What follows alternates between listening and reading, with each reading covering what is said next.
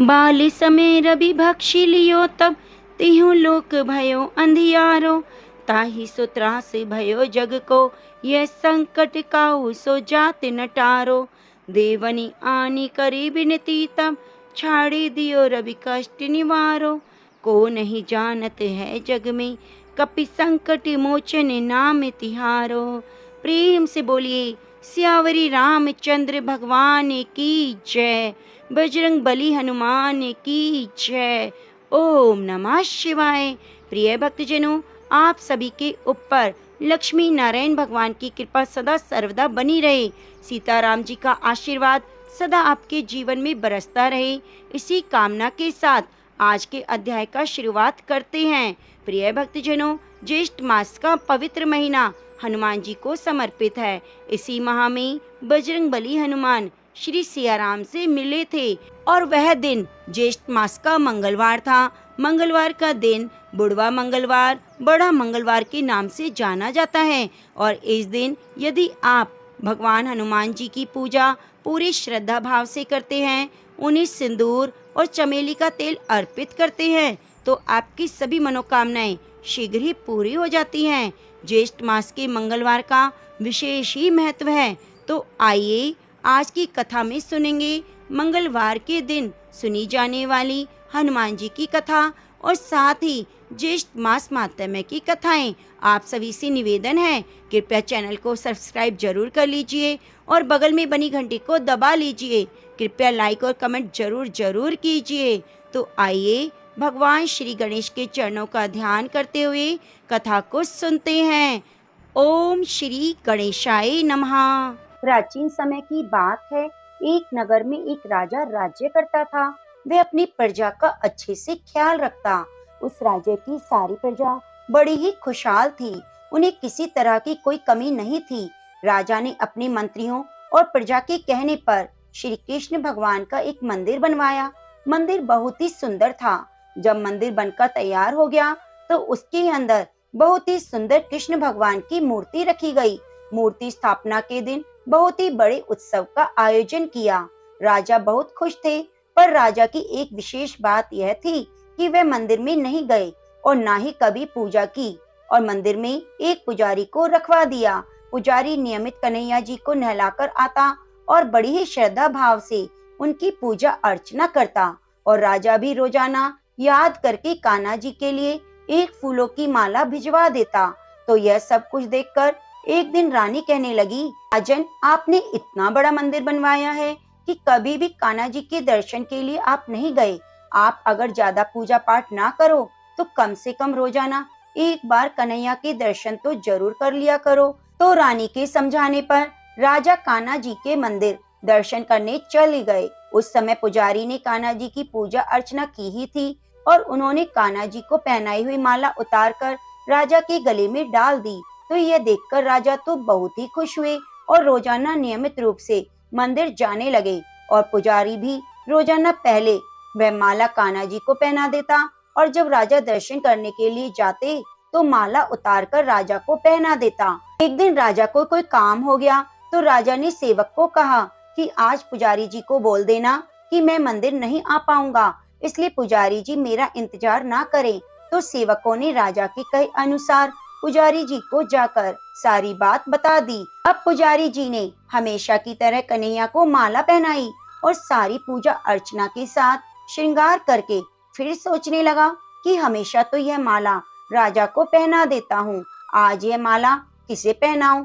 फिर पुजारी जी सोचने लगे कि मेरी सारी उम्र बीत गई, क्यों ना आज इस माला को मैं ही पहन लूं। पता नहीं कब भगवान के घर से बुलावा आ जाए, तो आज एक दिन माला मैं भी पहनकर देख लूं कि कैसा लगता है। तो इतना सोचकर पुजारी जी ने माला उतारकर अपने गले में डाल ली। तो इतने में सेवक वहां आया और कहने लगा, राजा की सवारी मंदिर में पहुंचने वाली है। तो राजा के आने की बात सुनकर पुजारी जी तो डर गए। उसने सोचा अगर राजा ने उन्हें देख लिया तो वह मुझे मरवा डालेंगे। तो आनन फानन में पुजारी जी ने माला उतारकर वापस कन्हैया जी को पहना दी। जैसे ही राजा अंदर आए तो पुजारी जी ने कान्हा जी के गले से माला उतारकर राजा को पहना दी, लेकिन माला पर लगा सफेद बाल राजा देखकर हैरान हो गए और समझ गए कि यह माला पुजारी ने स्वयं पहनी थी। बस फिर क्या था, क्रोधित हो गए। उन्होंने गुस्से में पुजारी से बोला कि माला पर सफेद बाल कहाँ से आया। तो राजा की बात सुनकर पुजारी तो बुरी तरह से डर गया और कहने लगा, राजन, यह तो कन्हैया जी का बाल है। तो राजा को तो और भी गुस्सा आ गया, क्योंकि कान्हा तो भगवान है और भगवान के बाल सफेद कैसे हो सकते हैं। तो राजा ने कहा कि दिखाओ मुझे, कान्हा जी के सफेद बाल है क्या। तो पुजारी कहने लगा कि राजन, कान्हा के सर पर तो मुकुट लगा हुआ है और यह मुकुट सुबह स्नान के वक्त ही उतारा जाता है। पूजा पाठ का तो यही नियम होता है। तो राजा ने कहा कि कल जब श्रृंगार करोगे तो मैं खुद आऊंगा और देखूंगा कि सच में कान्हा जी के सफेद बाल हैं या तुम झूठ बोल रहे हो। अगर तुम झूठ बोले तो तुम्हें फांसी की सजा दी जाएगी। अब राजा की बात सुनकर पुजारी तो बुरी तरह से डर गया। उसने सोचा कि अब मैं क्या करूं, कहाँ जाऊं, अब मेरा मरना तो तय है। वह रोते रोते ही भगवान के चरणों में बैठ गया और कहने लगा, हे केशव, मुझसे झूठ बोलने का अपराध हो गया, लेकिन हो सके तो मुझे क्षमा कर देना, राजा से मेरी रक्षा करना। हे माधव, मैं आपकी सेवा करते करते वृद्ध हो चुका हूँ, अब मुझे माफ कर दीजिए। मैं दोबारा ऐसी गलती कभी नहीं करूँगा। मुझे क्या पता था कि एक बार माला पहनने की मुझे इतनी बड़ी सजा मिलेगी। इस तरह कहते कहते पुजारी जी की आंखें भर आई और भगवान से दीन याचना करता रहा। इस तरह विनती करते करते पता नहीं कब पुजारी की आंख लग गई। जब उनकी आंख खुली तो सुबह हो चुकी थी। उधर सुबह होते ही राजा भी आ गए और कहने लगे, आज कान्हा जी का श्रृंगार मैं खुद करूंगा। ऐसा कहकर जैसे ही राजा ने कान्हा जी का मुकुट उतारा तो देखा कृष्ण के तो सारे बाल सफेद हैं, लेकिन राजा को तो फिर भी यकीन नहीं हुआ। उन्हें लगा कि फांसी के डर से पुजारी ने ही कान्हा जी के बालों को सफेद रंग से रंग दिया है। क्यों ना मैं एक बाल तोड़कर देख लूं, पता चल जाएगा कि बालों में रंग किया है या नहीं। तो जैसे ही राजा ने कान्हा जी का एक बाल उखाड़ा तो बाल को उखाड़ते ही कन्हैया के सर से खून की धारा बहने लगी। तो यह देखकर तो राजा को बड़ी ही हैरानी हुई और वह कान्हा जी के चरणों में गिरकर माफी मांगने लगा। तभी श्री कृष्ण की मूर्ति से आवाज आई, हे राजन, तुमने मुझे सिर्फ मूर्ति मात्र समझा, इसलिए आज मैं तुम्हारे लिए केवल मूर्ति मात्र रहूंगा। लेकिन पुजारी ने सच्चे मन से और पूरी श्रद्धा से मेरी भक्ति की, इसलिए उसकी अनन्य भक्ति को देखकर मुझे अपने बाल सफेद करने पड़े। कन्हैया जी कहने लगे कि भक्ति में कभी भी संशय नहीं होना चाहिए। जो भी भक्त सच्चे मन से मेरी पूजा करता है तो उसकी लाज रखने के लिए मैं स्वयं आता हूँ। अगर तुम्हें माफी मांगनी है तो पुजारी से मांगो। यह सब सुनकर राजा की आंखों में आंसू आ गए और वह जल्दी से बाहर गया। पुजारी तो डर के मारे कांप रहा था कि अब मुझे फांसी होनी तय है, लेकिन राजा ने हाथ जोड़ते हुए पुजारी से माफी मांगी और कहने लगे, पुजारी जी, मुझे माफ कर दो। आप मुझसे उम्र में बड़े हो, फिर भी मैंने आपकी लाज नहीं रखी। क्या हुआ जो आपने एक बार माला पहन ली तो मेरे अंदर अहंकार था। मैं अपने अहंकार के चलते रुपए को ही सब कुछ समझता था। भगवान के नाम पर भगवान को हमेशा पत्थर की मूर्ति समझता था, पर आज मेरी आंख खुल गई। आप मुझे माफ कर दो और आज से कृष्ण जी की पूजा करने के बाद वह माला तुम्हें ही पहननी है, उस पर मेरा कोई हक नहीं। यह कहते हुए राजा वहां से चले गए। पुजारी के कुछ भी समझ नहीं आ रहा था। वे सोच रहे थे कि ऐसा क्या हुआ जो राजा अंदर गए और उनका मन अचानक बदल गया। फांसी देने की बात कर रहे थे, आए थे और मुझसे माफी मांग रहे हैं। तो पुजारी जी तो खुश होते हुए कृष्ण जी का धन्यवाद करने लगे। हमेशा की तरह कान्हा जी के श्रृंगार में व्यस्त हो गए। तो प्रेम से बोलिए, कृष्ण भगवान की जय। आज आपको सुनाते हैं मंगलवार के दिन हनुमान जी की बड़ी ही पवित्र कथा। तो प्रेम से बोलिए, बजरंग बली हनुमान की जय। सियावरी रामचंद्र भगवान की जय। हनुमान जी भगवान श्री राम जी की परम भक्त हैं और वे दास्य भाव में अपने प्रभु की सेवा करते हैं। प्रभु श्री राम ने इस धरातल को छोड़ने से पूर्व हनुमान जी को आखिरी आदेश दिया था और उसी के परिणाम स्वरूप आज भी इस पृथ्वी पर जहाँ जहाँ राम कथा होती है वह हनुमान जी उपस्थित होते हैं।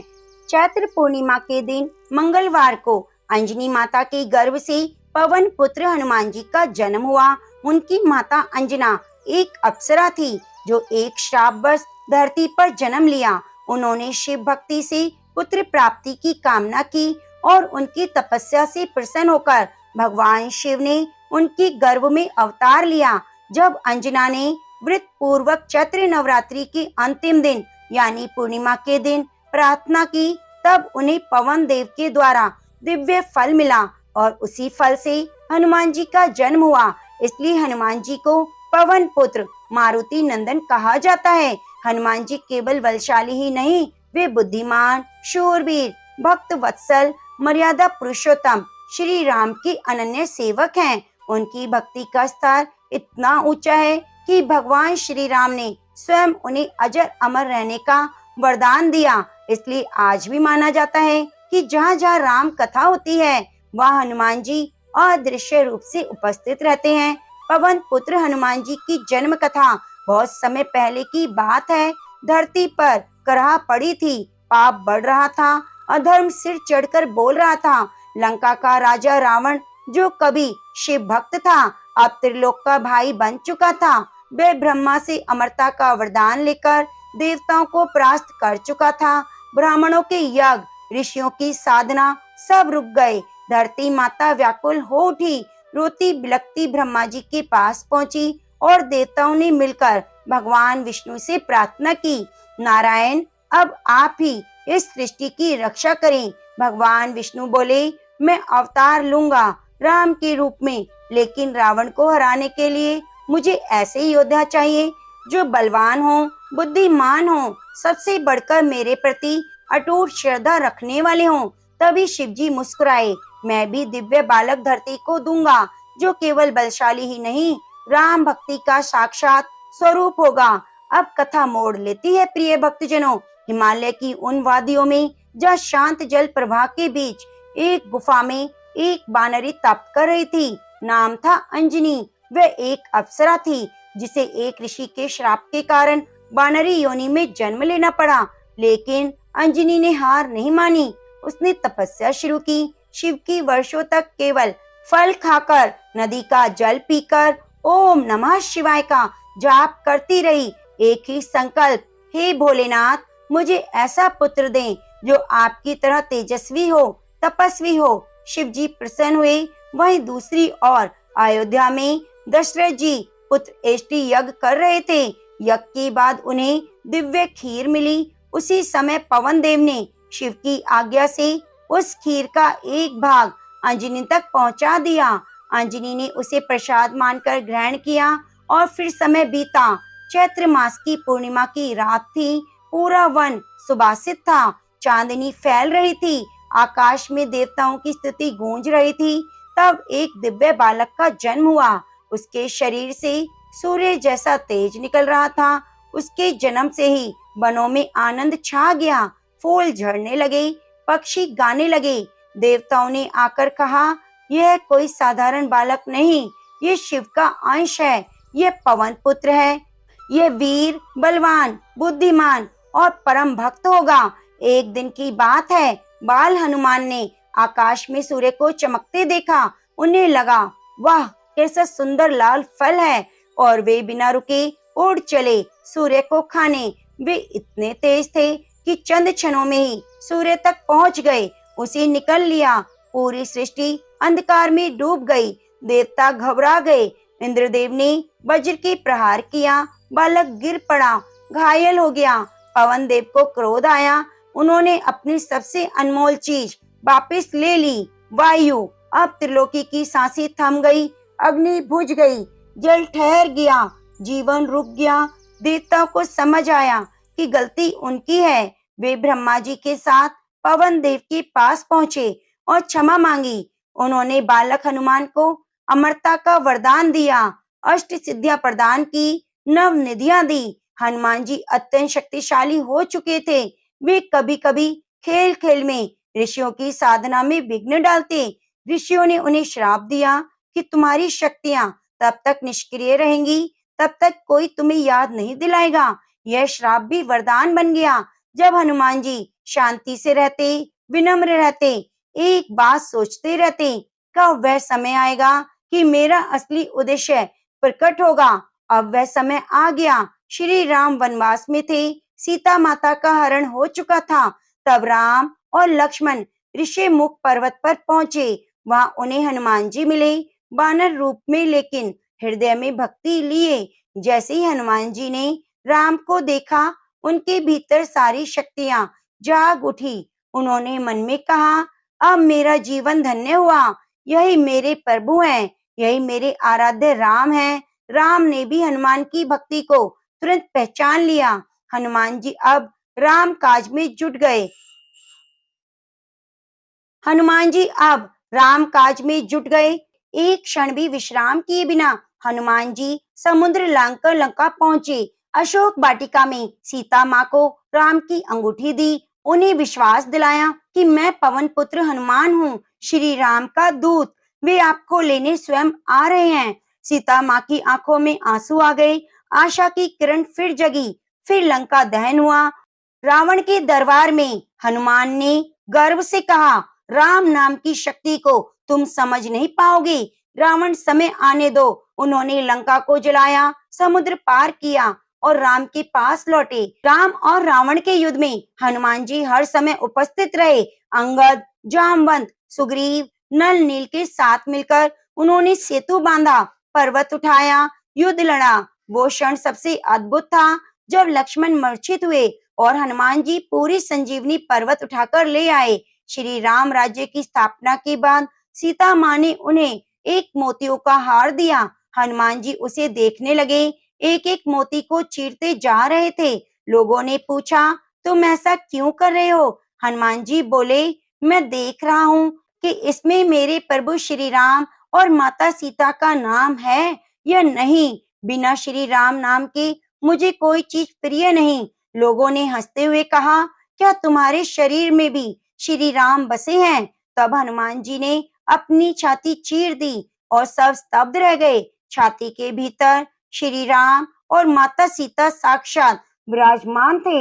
हनुमान जी ने राम से कहा, प्रभु मुझे मोक्ष नहीं चाहिए। जब तक इस सृष्टि में राम नाम गूंजता रहे मैं रहना चाहता हूँ। श्री राम ने तथास्तु कहा, जब तक धरती पर राम कथा होगी तुम वहां उपस्थित रहोगे। आज भी जहाँ कोई रामायण पढ़ता है, सुंदरकांड का पाठ करता है, संकट मोचन का जाप करता है, वह हनुमान जी अदृश्य रूप में विराजते हैं। हनुमान जी केवल बल के प्रतीक नहीं, वे भक्ति, सेवा, विनम्रता और निष्ठा के अद्वितीय उदाहरण हैं।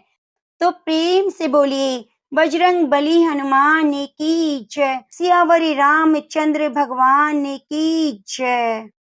अब आइए सुनते हैं लक्ष्मी नारायण भगवान की कथा। एक बार भगवान नारायण और माता लक्ष्मी लोगों की परीक्षा लेने के लिए ठंड के मौसम में मूसलाधार बरसती हुई संध्या में अत्यंत बूढ़े स्त्री पुरुष का रूप धारण करके पृथ्वी लोक में आए। नगर में एक धनी सेठ के द्वार पर जाकर वे दरवाजा खटखटाने लगे। दरवाजा खोलकर सेठ जी ने जब उन्हें देखा तो बिगड़कर बोले, अरे कीचड़ से भरे गंदे पांव से सब जगह मिट्टी फैला दी, भागो यहाँ से।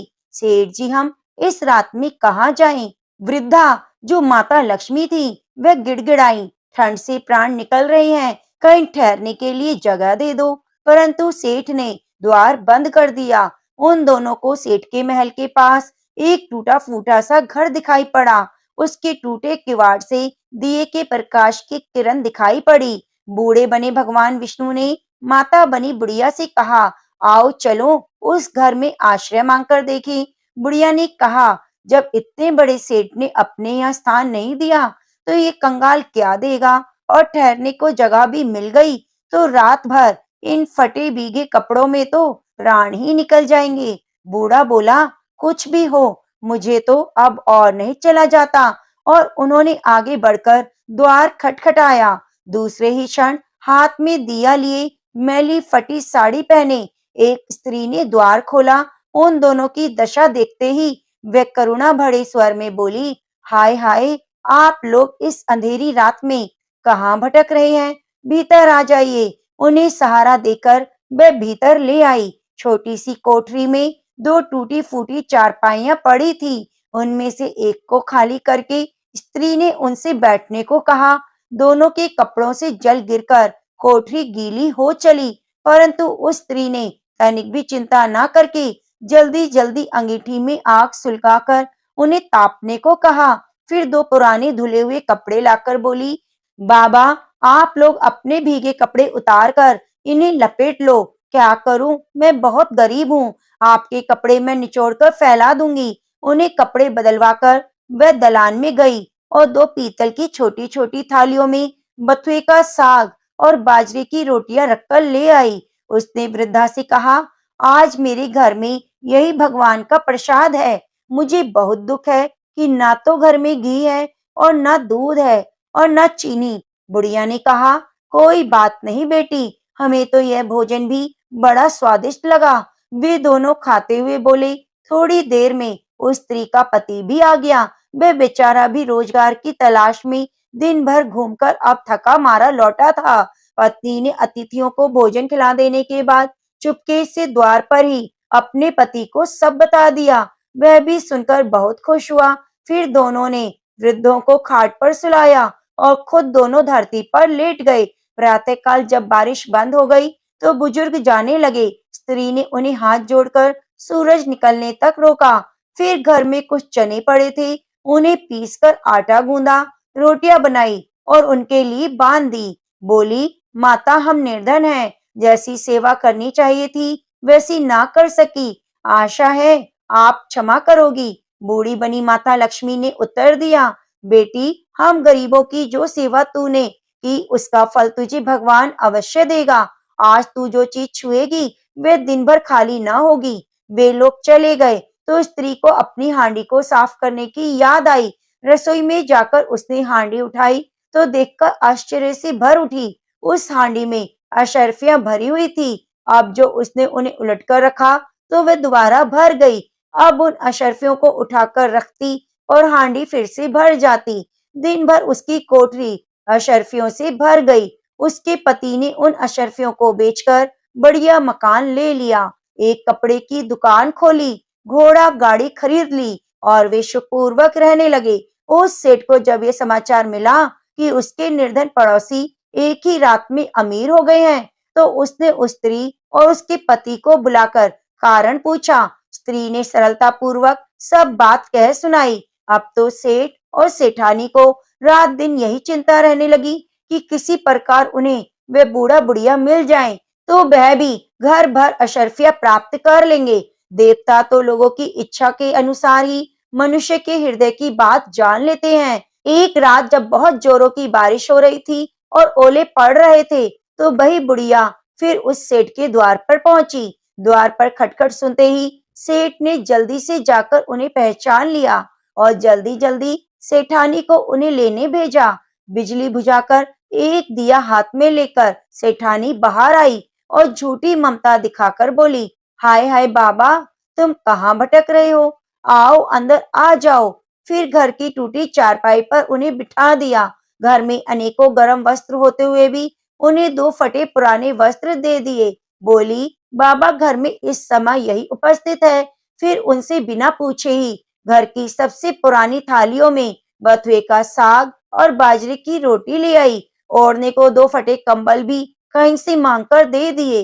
फिर सेठ सेठानी उसी कमरे में गद्दा बिछाकर धरती पर लेट गए। सवेरे अंधेरे ही जब बुजुर्ग जाने लगे तो सेठानी ने चना पीसकर रोटी बनाई और उनके लिए बांध दी। बोली, माता, हम बड़े दरिद्र हैं, आपकी सेवा ना कर सके। आशा है आप हमें क्षमा करेंगी। बुढ़िया ने कहा, बेटी, जैसी सेवा तूने की उसका फल तुम्हें भगवान देगा। आज तुम जिस काम को हाथ में लोगी वह दिन भर समाप्त नहीं होगा। उन लोगों के जाते ही सेठ सेठानी में झगड़ा हो गया। सेठ चाहता था कि हांडी मैं खोलूं और सेठानी चाहती थी कि मैं खोलूं। अंत में दोनों ने एक एक हाथ से हांडी पकड़ी और इस छीना झपटी में हांडी टूट गई। कमरे में बथुआ ही बथुआ बिखर गया। सेठानी झाड़ू लेकर कमरा धोने लगी। जब वह कमरा साफ करती तो कमरे में तुरंत ही बथुआ बिखर जाता। सवेरे से शाम हो गई। कमरा साफ करते करते तो ठीक ही तो कहा है, जैसी जिसकी नियत होती है भगवान उसे वैसा ही फल देते हैं। तो प्रेम से बोलिए लक्ष्मी नारायण भगवान की जय। हरे कृष्णा। प्रेम से बोलिए विष्णु प्रिया तुलसी माता की जय। प्रिय भक्तजनों, आज हम उस पुण्य कथा का श्रवण करने जा रहे हैं जिसे जेठ मास में नित्य सुनने मात्र से मन के विकार मिट जाते हैं, घर में सुख शांति का वास होता है और आत्मा को गहरी शांति का अनुभव होता है। यह कथा है तुलसी माता की, जिन्हें हम आंगन में पूजते हैं, जल से सींचते हैं, लेकिन जिनकी जीवन गाथा बहुत कम लोग जानते हैं। यह कोई साधारण कथा नहीं, ये सत्य, तपस्या और स्त्री शक्ति की आदित्य मिसाल है। यह उस देवी की कथा है जिसके चरणों में स्वयं श्री भगवान विष्णु भी नतमस्तक होते हैं, जिनके कारण वृंदावन का कन कन पावन है और जिनकी महिमा से विवाह व्रत पूजन सब सिद्ध होते हैं।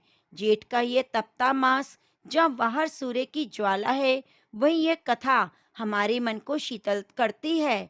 यह कथा जो भक्त श्रद्धा और भक्ति भाव से प्रत्येक दिन सुनता है, यानी पूरे जेठ मास में सुनता है, उस भक्त के मन को नहीं बल्कि जीवन को भी माँ तुलसी पवित्र कर देती है।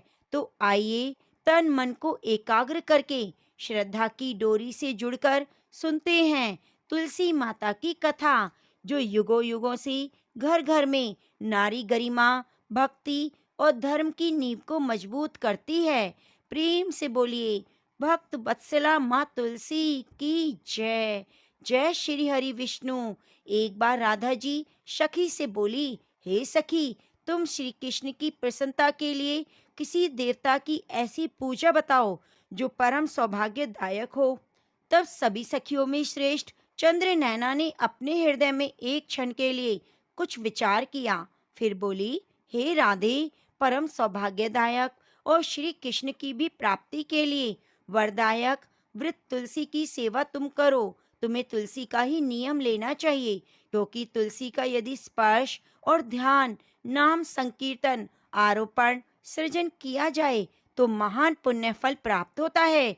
हे राधे, जो प्रतिदिन तुलसी की भक्ति करते हैं वे कोटि सहस्त्र युगों तक अपने सुकृत का उत्तम फल भोगते हैं। मनुष्य की लगाई हुई तुलसी जब तक शाखा पर शाखा, बीज, पुष्प और सुंदर दलों के साथ पृथ्वी पर बढ़ती रहती है, तब तक उसके वंश में जो जो जन्म लेता है वह सभी हजार कल्पों तक श्री हरि के धाम में निवास करते हैं। जो तुलसी मंजरी सिर पर रखकर प्राण त्याग कर देता है, वह सैकड़ों पापों से युक्त क्यों न हो, यमराज उसकी ओर देखते भी नहीं। इस प्रकार चंद्र नैना की कही बात सुनकर सर्वेश्वरी श्री राधा ने साक्षात श्री हरि को संतुष्ट करने वाली तुलसी के सेवन का व्रत आरंभ किया। केतकी वन में 100 हाथ गोलाकार भूमि पर बहुत ऊंचा, अत्यंत मनोहर श्री तुलसी जी का मंदिर बनवाया, जिसकी दीवार सोने से जड़ी हुई थी। किनारे किनारे पर पद्म रागमणि लगी हुई थी। वह सुंदर सुंदर पन्ने हीरे मोतियों पर परकोटे से अत्यंत सुशोभित था। चारों ओर परिक्रमा के लिए गली बनाई गई थी, जिसकी भूमि चिंतामणि से मंडित थी। ऐसे सुंदर मंदिर के मध्य भाग में हरे पल्लवों से सुशोभित तुलसी की स्थापना करके श्री राधा जी ने अभिजीत मुहूर्त में उनकी सेवा प्रारंभ की। श्री राधा जी ने अश्विन शुक्ल पूर्णिमा से लेकर चैत्र पूर्णिमा तक तुलसी के सेवन व्रत का अनुष्ठान किया।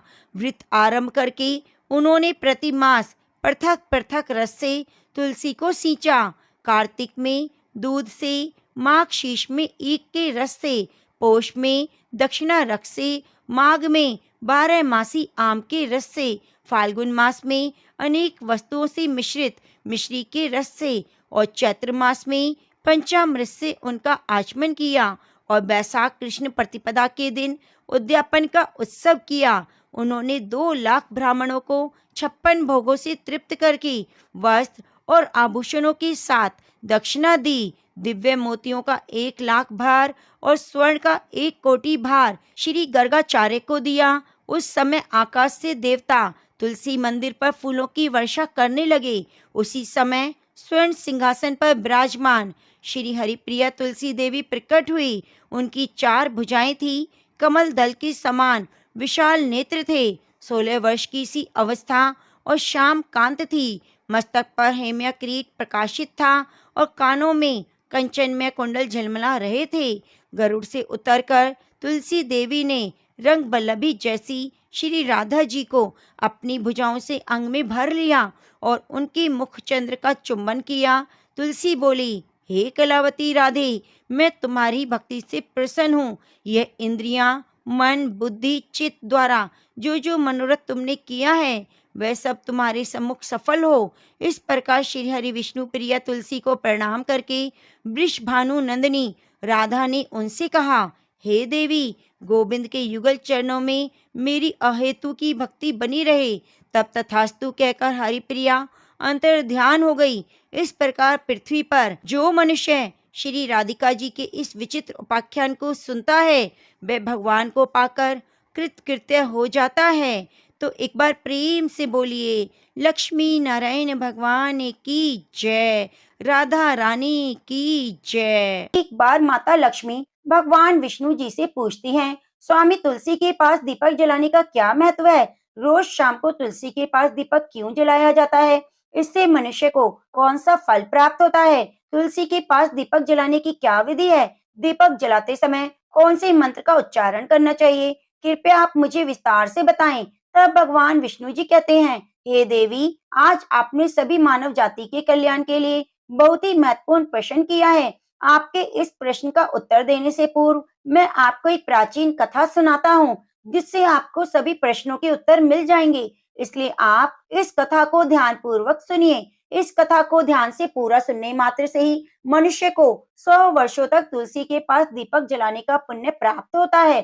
फिर माता लक्ष्मी कहती है, हे स्वामी, मैं इस कथा को सुनने के लिए उत्सुक हूँ। कृपया आप इस कथा को सुनाना प्रारंभ करें। भगवान विष्णु माता लक्ष्मी को कथा सुनाने लगते हैं। हे देवी, पूर्व काल की बात है। दक्ष दिशा में तुंगभद्रा नाम की एक बहुत बड़ी नदी है। इस नदी के किनारे पर हरिहरपुर का नाम का एक अत्यंत सुंदर नगर बसा हुआ था। उसी नगर में काशी नाम के एक ब्राह्मण निवास करते थे। वे अत्यंत गुणवान, चरित्रवान, धर्म कार्य करने वाले और वेदों के मार्ग पर चलने वाले थे। उन्होंने सभी शास्त्र का अध्ययन किया हुआ था। उस ब्राह्मण की एक पत्नी थी जिसे लोग दुराचारी कहकर पुकारते थे, क्योंकि उसके कर्म ही उसके नाम के अनुसार थे। वह सदैव ही अपने पति को अपमानित करती, अपने पति के लिए कुवाच्य कहती थी, पति को भयंकर दुख देती, पति के लिए कभी भोजन नहीं बनाती। उसने अपने पति के साथ कभी शयन नहीं किया, कभी उसके साथ प्रेम से व्यवहार नहीं किया। पति के मित्र, परिवार के लोग घर पर आते तो वह स्त्री उनको अपमानित करके भगा दिया करती और स्वयं काम भाव से उन्मत्त होकर निरंतर अन्य व्यभिचारिणी स्त्रियों के साथ घूमा करती। उसका मन पति को छोड़कर पराये पुरुषों में लगा रहता। उसने कभी अपने पति से प्रेम की बात नहीं की, किंतु पराये पुरुषों के संग बैठकर बातें किया करती थी। पराये पुरुषों को मोहित करने के लिए सज धज कर गाँव में घूमने जाया करती। कभी वह वन में किसी वृक्ष के नीचे खड़ी रहकर सुंदर पुरुषों की राह देखने लगती, किसी दुष्ट पुरुष को मोहित करके उसके संग भोग विलास किया करती। फिर एक दिन वह दुराचारी स्त्री वन में जाकर एक वृक्ष के नीचे खड़ी हो गई। उसका चित्त काम से भरा हुआ था। वह किसी कामी सुंदर पुरुष की राह देख रही थी, किंतु बहुत समय निकलने के बाद जब उस स्थान पर कोई पुरुष नहीं आया, वे बहुत दुखी हुई और प्रियतम की खोज में इधर उधर भटकने लगी। उस दिन उसका सारा परिश्रम व्यर्थ हो गया। वहां पर खड़ी होकर वे नाना प्रकार की बातें कहकर विलाप करने लगी। आज तो इस मार्ग में कोई भी सुंदर पुरुष नहीं आया, अब मैं कैसे अपनी काम वासना को शांत करूं? वे जोर जोर से विलाप करने लगी। उस नगर में एक भयानक बाघ निवास करता था। उस पापी स्त्री की आवाज सुनकर वह जाग गया और उछलकर स्त्री का भक्षण करने के लिए उसके पास आ गया। उस भयंकर बाघ को देखकर स्त्री के पसीने छूट गए। वह भय से थरथर कांपने लगी। वह स्त्री कुछ कहती, इतने में ही उस बाघ ने अपने पंजों से उसे घायल कर दिया। वह स्त्री जमीन पर गिर पड़ी। जमीन पर गिरते ही वह चिल्लाते हुए बोली, अरे बाघ, तू किस लिए यहाँ पर आया है? मुझे क्यों मार रहा है? तो मुझे छोड़ दो, मेरा भक्षण करके क्या मिलेगा? उस स्त्री की बात सुनकर वह भयानक बाघ क्षण भर के लिए रुक गया और हंसते हुए बोला, हे दुष्टा, आज विधाता ने तुझे मेरा ग्रास नियुक्त किया है। तो जैसी पापिन स्त्री का भक्षण करना ही मेरा काम है, तभी तुझे इस शरीर से मुक्ति मिलेगी। वह स्त्री कहने लगी, हे बाघ, तुम कौन हो? सच बताओ, तुम किस कारण से बाघ की योनि में आए हो? तुम मुझ जैसी स्त्रियों का भक्षण क्यों करते हो? पहले मुझे सारी बात बताओ और फिर मेरा भक्षण करो। बाघ कहने लगा, हे पापिन, मैं तुझे पूर्व जन्म का वृतांत सुनाता हूँ। किस कारण से मुझे बाघ बनना पड़ा। पूर्व काल में दक्षिण देश में एक नदी थी। नदी के तट पर एक नगरी बसी हुई थी। उस नगरी में मैं निवास किया करता था। मैं ब्राह्मण का पुत्र था। नदी के किनारे बैठकर यज्ञ आदि कार्य किया करता था। मैंने उस जन्म में अनेक पापियों के लिए यज्ञ किया, पापियों के घर का अन्न भोजन किया। मैंने धन के लोभ से अनेक पापियों के लिए कार्य किया। जिन वस्तुओं का दान ब्राह्मणों को नहीं लेना चाहिए, उन वस्तुओं का भी दान मैंने ग्रहण किया। दूसरों से धन लेता था, लेकिन कभी वापस नहीं करता। इस प्रकार से पाप करते हुए मुझे बहुत साल बीत गए और मैं वृद्ध हो गया। मेरे बाल सफेद हो गए, मेरे सारे दांत गिर गए, लेकिन फिर भी मेरी दान लेने की आदत नहीं छूटी। मैं पाप करता चला गया। फिर एक दिन मैं धन के लोभ से नदी किनारे गया। अन्य धूर्त ब्राह्मणों के साथ मिलकर हमने लोगों को ठगा। झूठ मंत्र बोलकर हमने बिना विधि विधान के ही देवी देवताओं का पूजन किया। बहुत सारा धन ले लिया। फिर उसी स्थान पर एक कुत्ते ने मेरे पैर में काट लिया, जो बीमार था, और मैं मूर्छित होकर गिर पड़ा। उसी क्षण मेरे प्राण चले गए। फिर यम के दूत उस स्थान पर प्रकट हुए और मुझे पकड़कर यमपुरी ले आए। यहाँ पर यमराज ने चित्रगुप्त से मेरे कर्मों का लेखा जोखा निकालने के लिए कहा। फिर चित्रगुप्त कहने लगे, हे धर्मराज, इस ब्राह्मण ने घोर पाप किए। इसने दूसरों से झूठ कहकर धन लूटा, विधि विधान से पूजा न करके झूठ मंत्र बोलकर भगवान का अपमान किया। इसलिए यह पापी ब्राह्मण केवल नरक जाने योग्य है। फिर यमराज ने अपने दूतों को आदेश देकर मुझे नरक की अग्नि में डाल दिया और कई वर्षों तक सजा भोगने के बाद मुझे बाघ का शरीर प्राप्त हुआ। मैं इस दुर्गम वन में निवास करने लगा। मैं अपने पूर्व जन्म के पापों को याद करके कभी महात्मा साधु पुरुष सती स्त्रियों का भक्षण नहीं करता। मैं केवल पापी दुराचारी उल्टा स्त्रियों का भक्षण करता हूँ, ताकि मुझे पाप से मुक्ति मिल जाए। फिर उस बाघ उस स्त्री से कहने लगा, हे पापिन, तेरे आचरण तो उल्टा जैसे हैं। अपने पति को छोड़कर इस वन में अन्य पुरुषों के साथ भोग विलास करने आई है, इसलिए आज तू मेरा ग्रास बनेगी। इतना कहकर उस बाघ ने अपने तीक्ष्ण नाखून से उस पापी स्त्री के टुकड़े टुकड़े कर दिए और खा गया।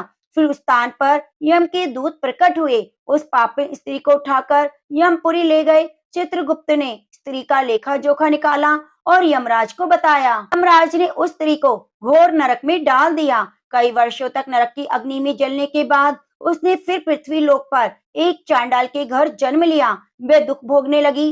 इस दुख को सहन करते करते एक दिन वह तीर्थ स्थान में स्नान करने के उद्देश्य से अनंतापुर में चली गई। वहां एक आश्रम के बाहर निवास करने लगी। वहां उस आश्रम में एक तुलसी का पौधा था।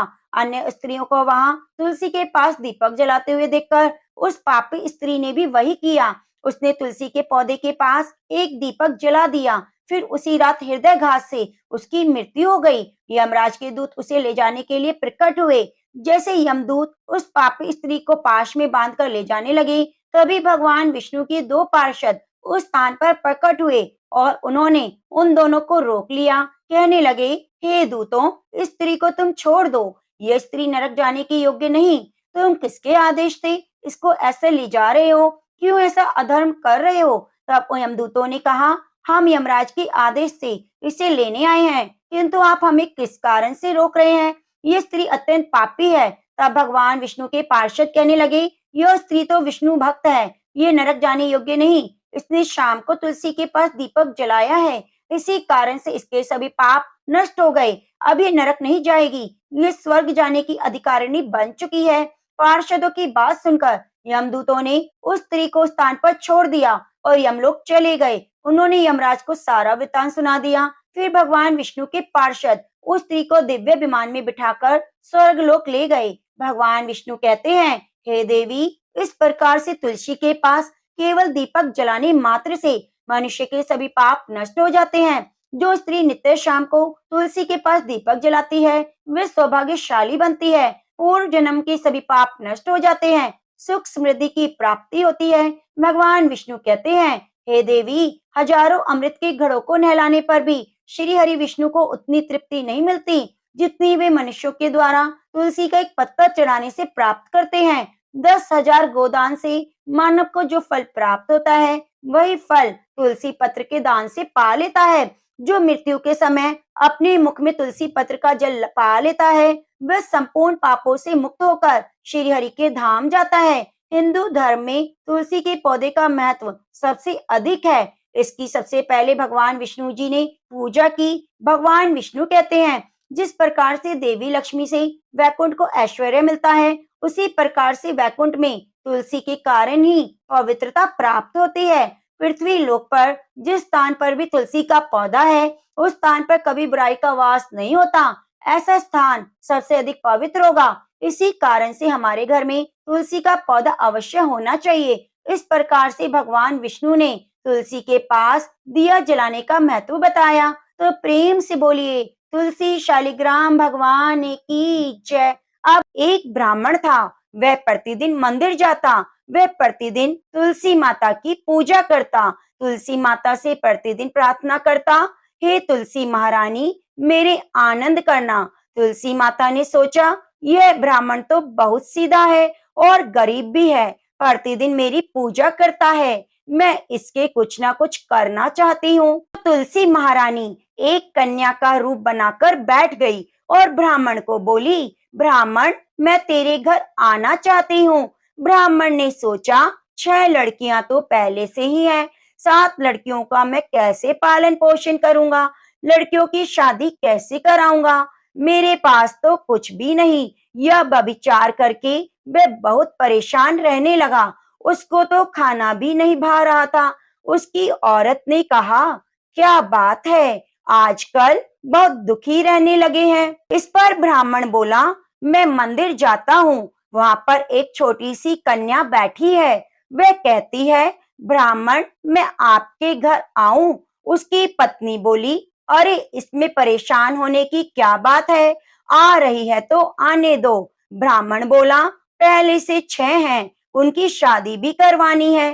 तो ब्राह्मणी बोली, अरे कोई बात नहीं, अपनी 6 लड़कियों की करवाएंगे तो 7वीं की भी करा देंगे। आप 7 लड़कियों की शादी साथ में करवा देना। अगले दिन जब ब्राह्मण मंदिर गया तो छोटी कन्या ने पूछा, ब्राह्मण, मैं तेरे घर आऊं? तो ब्राह्मण बोला, हाँ चल। उसको वह घर ले आया। तुलसी माता की कन्या के रूप में ब्राह्मण के घर आने से ब्राह्मण के घर आनंद हो गया। घर में लक्ष्मी की बारिश हो गई। जब ब्राह्मण 7 कन्याओं की शादी के लिए वर ढूंढने जाने लगा तो छोटी कन्या ने कहा, मेरे तो शालिग्राम जी की मंदिर में जाकर शालिग्राम को बोलना बारात लेकर आए और मेरी 6 बहनों की तुम अपनी इच्छा से वर ढूंढ लेना। तुलसी माता की मेहरबानी से तो सब जेवर कपड़ा खाना हो गया। धूमधाम से 6 लड़कियों की शादी हो गई और तुलसी माता की शालिग्राम भगवान से शादी हो गई। तुलसी माता ने उसके घर में धन लक्ष्मी के भंडारे भर दिए। हे तुलसी माता, जैसे अब ब्राह्मण पर टूटमान हुई, वैसे हम पर होना। जैसे ब्राह्मण के घर आनंद किया, वैसे हम सभी के घर करना। तो प्रेम से बोलिए, तुलसी माता की जय। परिवार में नंद भाभी रहती थी। ननंद अभी कुंवारी थी। वह तुलसी जी की बड़ी सेवा करती, पर भाभी को यह सब फूटी आंख नहीं सुहाता। कभी कभी तो वह गुस्से में कहती, जब तेरा विवाह होगा तो तुलसी ही खाने को दूंगी, तुलसी ही तेरे दहेज में दूंगी। जब ननंद की शादी हुई तो उसकी भाभी ने बरातियों के सामने तुलसी का गमला फोड़ दिया। भगवान की कृपा से वह गमला स्वादिष्ट व्यंजनों में बदल गया। बहनों के बदले भाभी ने ननंद को तुलसी की मंजरी पहना दी। वह सोने के आभूषणों में बदल गई। वस्त्रों के स्थान पर तुलसी का जनेऊ रख दिया तो वह रेशमी वस्त्रों में बदल गया। ससुराल में उसके दहेज की बहुत बड़ाई हुई। इस पर भाभी को बहुत आश्चर्य हुआ और तुलसी जी की पूजा का महत्व उसकी समझ में आ गया। भाभी की एक लड़की थी। वह अपनी लड़की से कहती, तू भी तुलसी की सेवा किया कर, तुझे भी बुआ जैसा फल मिलेगा। पर लड़की का मन तो तुलसी की सेवा में ना लगता। लड़की के विवाह का समय आया तो भाभी ने सोचा, जैसा व्यवहार मैंने ननंद से किया उसी के कारण उसे इज्जत मिली, क्यों ना मैं अपनी लड़की के साथ करूं। उसने तुलसी का गमला फोड़कर बारातियों के सामने रख दिया, परंतु इस बार मिट्टी मिट्टी ही रही। मंजरी पत्ते भी अपने ही रूप में रहे। सभी बाराती भाभी की बुराई करने लगे। ससुराल में भी लड़की की बहुत बुराई हुई। भाभी ननंद को कभी घर नहीं बुलाती थी। भाई ने सोचा मैं ही बहन से मिलाऊं। उसने अपनी इच्छा पत्नी को बताई और सौगात लेकर जाने के लिए कुछ मांगा। भाभी ने थैले में ज्वार भरकर कहा, और तो कुछ नहीं है, यही ले जाओ। वह दुखी मन से चल दिया। भला बहन के घर कोई ज्वार लेकर जाता है क्या? बहन के नगर के समीप पहुंचकर उसने एक गौशाला में गाय के सामने ज्वार का थैला उलट दिया। तब गोपालक ने कहा, ए भाई, सोना मोती गाय के आगे क्यों डाल रहे हो? भाई ने सारी बात बता दी। सोना मोती लेकर प्रसन्न मन से वह बहन के घर गया। बहन बहुत प्रसन्न हुई। हे तुलसी माता, जैसे आपने बहन के घर में भंडारे भरे, उसका मान सम्मान बढ़ाया, वैसे सभी का करना। कथा कहने सुनने वाले सभी पर अपनी कृपा बनाना। तो प्रेम से बोलिए तुलसी शालिग्राम भगवान की जय। श्री कृष्णा। अब आइए सुनते हैं ज्येष्ठ मास महात्म्य में कथा। आपने पिछले अध्याय में सुना रंभा व्रत का महात्म्य और रंभा व्रत की पूर्ण विधि। तब भगवान शिव ने ब्राह्मणी की कथा सुनाई कि कैसे उनकी पुत्री गुणवती ने रंभा व्रत करके भगवान श्री हरि विष्णु की प्रिय तुलसी जी बनी। इस व्रत से पार्वती जी भगवान शिव की अति प्रिय हुई। अब सुनते हैं आगे की कथा, जिसे सुनने से सभी पापों से मुक्ति मिल जाती है।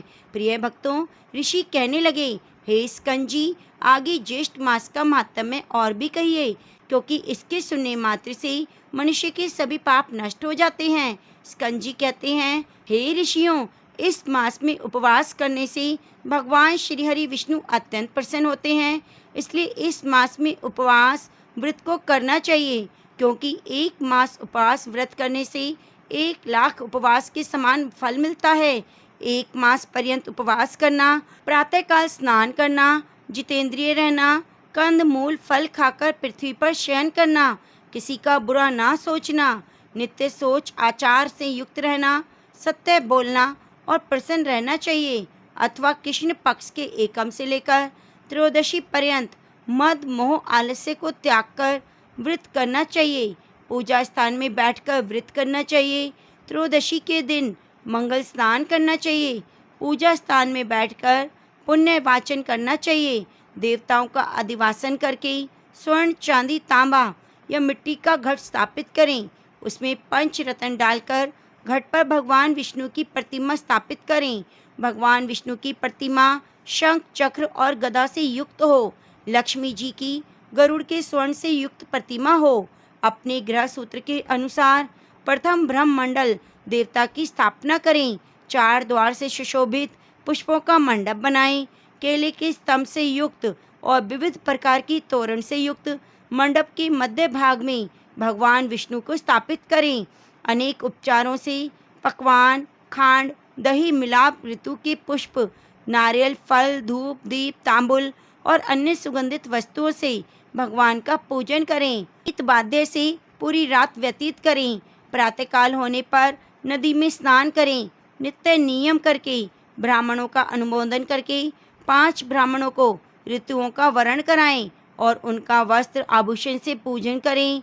कुंड और वेदी में अग्नि स्थापन करके विधि पूर्वक हवन करें और पुरुष सूक्त के मंत्रों से 16 आहुतियां देवें। शक्राघृत तिल की 108 आहुति मंत्र दें। हवन के बाद पूर्ण आहुति कर शेष हवन को समाप्त करें। ऋषियों को दक्षिणा देकर गौं का दान करें। छाता और जूते का दान करें। 10 प्रकार के जो दान करें वह भी दें। अपनी शक्ति के अनुसार ब्राह्मण को भोजन कराएं। उसके बाद दक्षिणा देकर प्रसन्न करें। 2 वस्त्रों से विभूषित जो विष्णु जी की प्रतिमा है वे अन्य गुरु को यह मंत्र पढ़कर दें। मंत्र का अर्थ है इस प्रकार, हे केशव भगवान, आप इस प्रतिमा को ग्रहण करें। देने लेने वाले दोनों का उद्धार करता है। हे केशव भगवान, ऐसे केशव भगवान को नमस्कार है।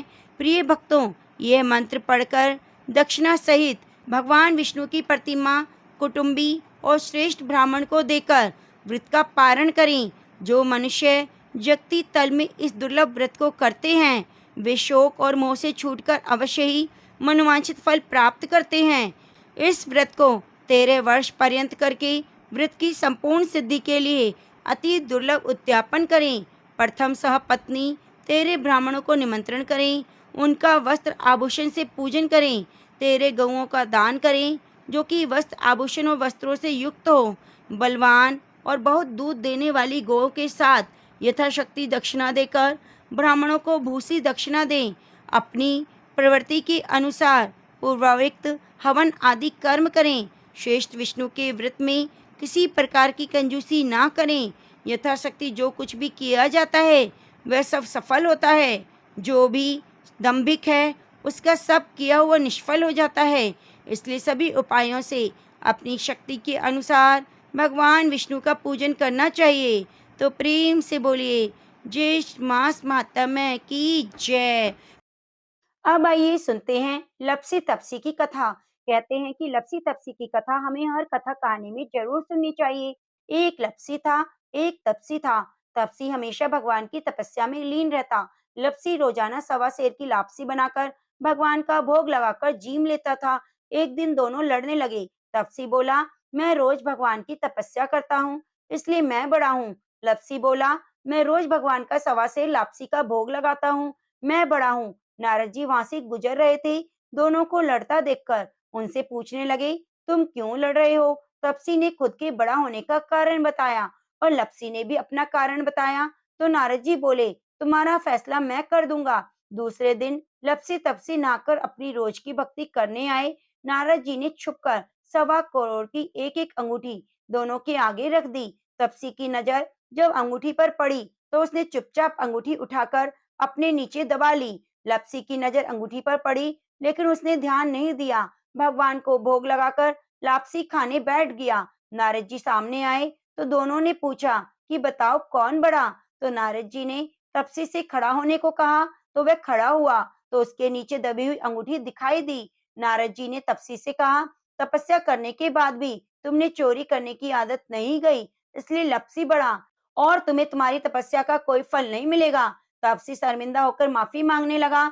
उसने नारद जी से पूछा, मुझे मेरी तपस्या का फल कैसे मिलेगा? नारद जी ने कहा, यदि कोई गाय कुत्ते की रोटी नहीं बनाएगा तो उसका फल तुझे मिलेगा। यदि कोई ब्राह्मण को भोजन कराकर दक्षिणा नहीं देगा तो उसका फल तुझे मिलेगा। यदि कोई साड़ी के साथ ब्लाउज नहीं देगा तो उसका फल तुझे मिलेगा। यदि कोई दिए से दिया जलाएगा तो उसका फल तुझे मिलेगा। यदि कोई सारी कहानी कहकर तुम्हारी कहानी नहीं सुनेगा तो उस कथा कहानी का फल तुम्हें मिलेगा।